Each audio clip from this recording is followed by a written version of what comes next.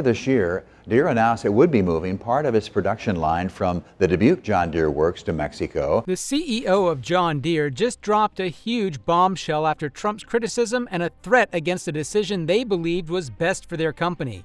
What exactly did Trump say to warrant this degree of reaction? Beginning with its establishment in 1837, John Deere has a great history of manufacturing in the United States. With its recognizable green and yellow tractors and harvesters, the firm has been a major force in the agricultural equipment sector throughout the years. Historically, the company has relied heavily on its manufacturing facilities in the U.S. to support local economies and create thousands of jobs. However, due to a tight labor market in the United States, the great American firm unexpectedly decided on Friday, June 3, 2022, to shift its cab production from its Waterloo, Iowa facility to Mexico.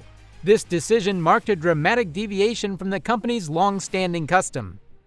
However, the company projected that by 2026 it would have moved its cab production from its tractor and cab assembly operations site to the components plant in Ramos, Mexico.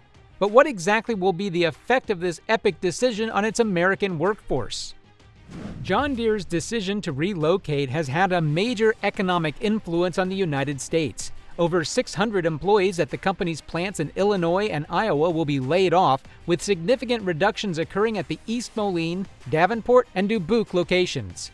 It is anticipated that these layoffs will have a knock-on effect on local economies, impacting not only the laid-off employees, but also nearby companies and suppliers that rely on the company. The drop in associated industries, such as suppliers of components and services, may also result from a reduction in domestic manufacturing operations, which would worsen the economic downturn in the impacted areas. Reduced economic activity, lower tax collections for local governments, and possible skilled worker exodus in search of jobs elsewhere are some of the long-term economic repercussions to be anticipated. This is what the company said. The decision to move cab production ensures the company can balance workforce needs within the tight labor market, while also ensuring Waterloo can open up floor space to manufacture new products.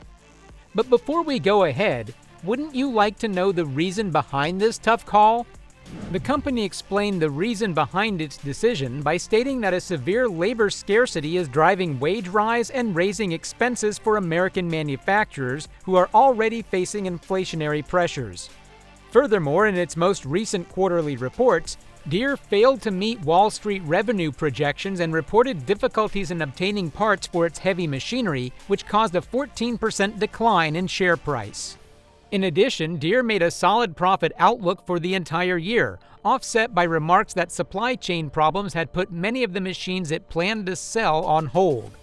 Not just that, the agricultural equipment manufacturer reported $12.02 billion in revenue, which was less than the $13.2 billion in net sales as anticipated. Despite surviving the storm of supply chain constraints, the massive machinery company's revenue, which is almost 9% lower than analysts' estimates, indicates that shortages of raw materials combined with inflationary pressures are beginning to have an impact on the company. More so, it is important to note that other businesses have effectively used the same tactics, moving manufacturing to nations with cheaper prices while upholding high standards of efficiency and quality, so John Deere is not the first company to make this kind of move. In a globalized economy where market needs and cost pressures are ever-changing, this strategy enables businesses to stay competitive. With everything happening in the John Deere company, this is where it all takes a more difficult turn. At an agricultural policy roundtable in Smithton, Pennsylvania on Monday, September 23, 2024, the former president, Donald Trump, threatened to impose a hefty tariff if John Deere implements its plans to shift a number of what it produces to Mexico. And this is exactly how he said it. I know a lot about John Deere. I love the company, but as you know, they announced a few days ago that they're going to move a lot of their manufacturing business to Mexico. He also added that if John Deere goes ahead with its plans to move to Mexico, he will impose a 200% tariff on whatever they wish to sell in the U.S. Then Mr. Trump went further to say that the John Deere company thinks they can cut the cost of their product in Mexico and then sell it here for the same price as before, making a lot of money by eliminating our employment and labor.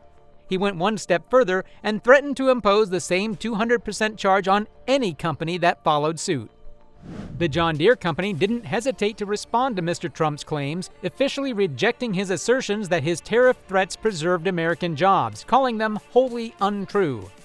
This particular disclaimer was made because Trump reportedly claimed in a recent speech that John Deere had decided against shifting operations to Mexico because of his proposed tariffs. Speaking to Bloomberg News and the Wall Street Journal, their business representative clarified that no such announcement or decision had been made.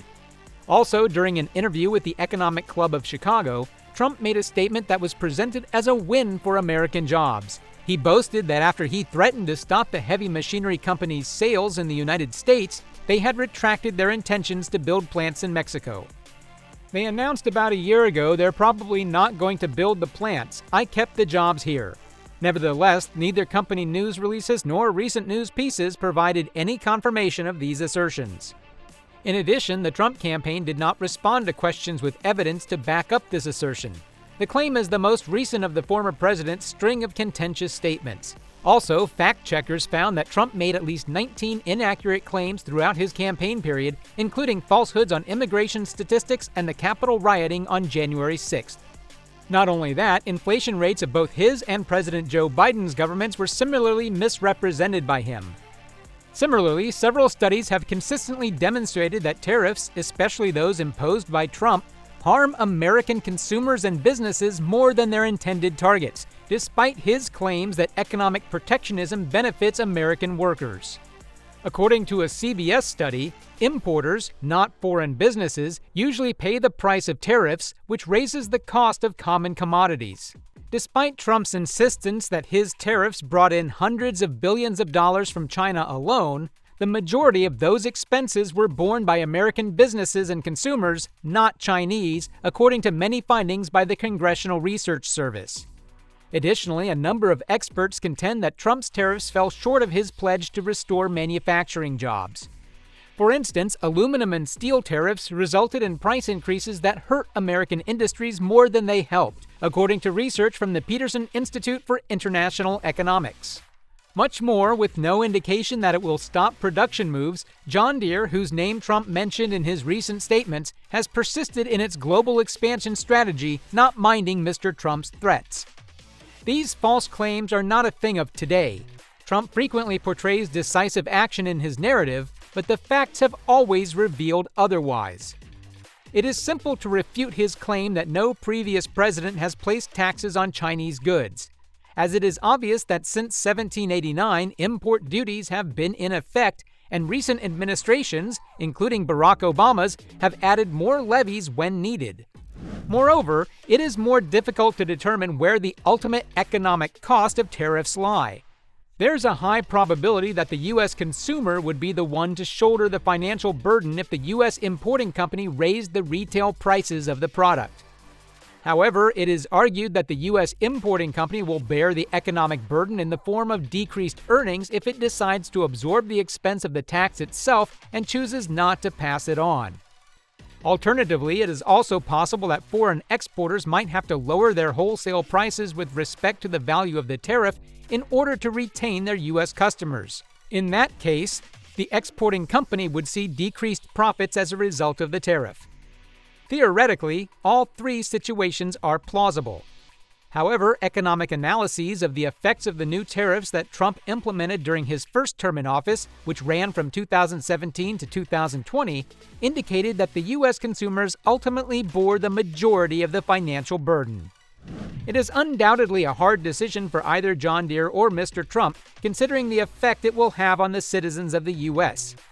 The question is, will either John Deere or Mr. Trump change their mind? Let me know what you think in the comments. For more videos like this, subscribe to this channel and give this video a thumbs up. Thank you for watching. I'll see you soon.